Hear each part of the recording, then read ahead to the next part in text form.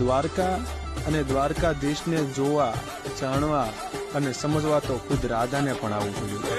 ગોકુળનો પ્રાણ કાન ગોકુળને છોડી મથુરાની ગલીઓમાં ગયો દલડા તોડી. સુની જા ગલીઓમાં ખાલી પોખટ કે મોરલીના સરસુરમાં બનજો ને ભટકે. એ જ ગોપીઓના કાન હવે નંદજીના લાલ તને માતા જશોદા કરે છે પુકાર. એ જ અલગારી દાન કાન ગોકુળ જો ત્યાગી. પછી વન વેણુ નથી વાગી કિયે છે જેમ રંગી રાધા. પછી વન